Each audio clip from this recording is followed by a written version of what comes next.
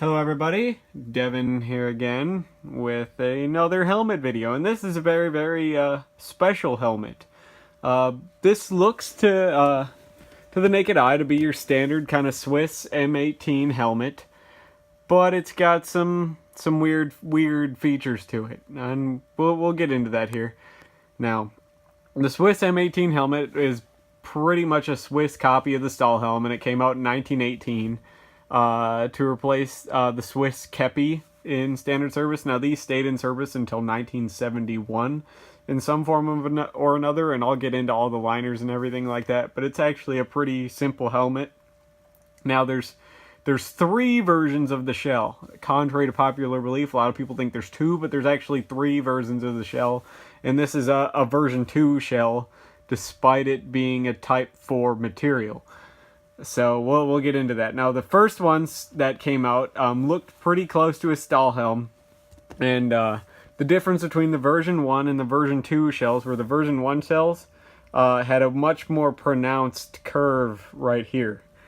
So this is version 2. See how it's almost straight? The version 1s have a much more prominent curve right here in the temple area.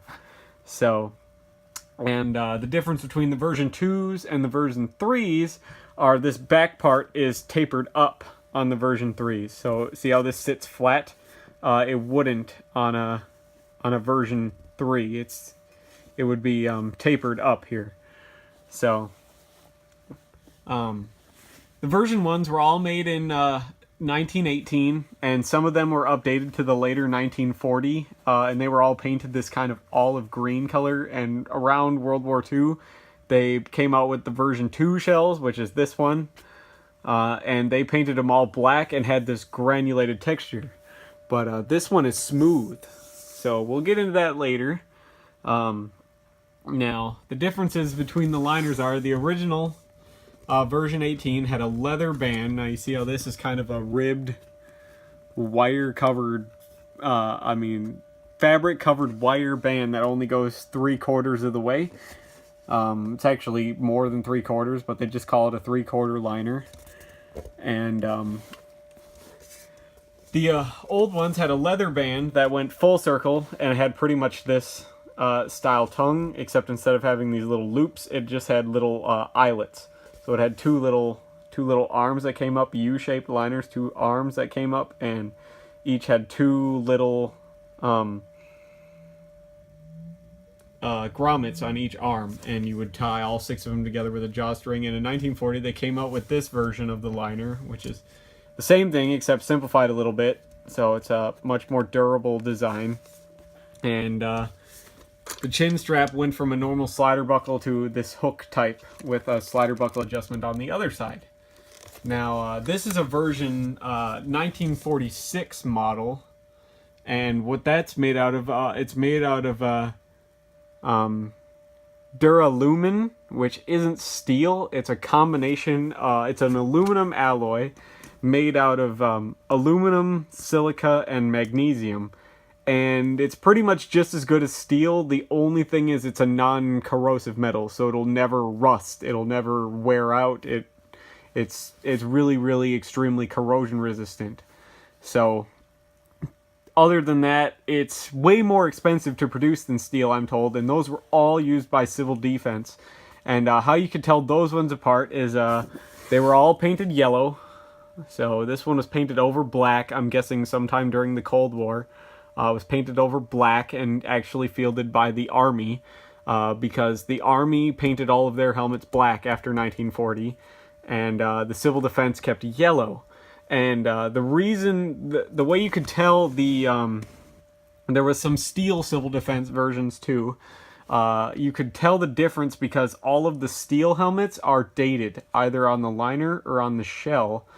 And the type, these ones, the 1946 models, aren't dated anywhere, and that's how you know you have one of the duralumin helmets, is it has no date on it, and it'll always be yellow.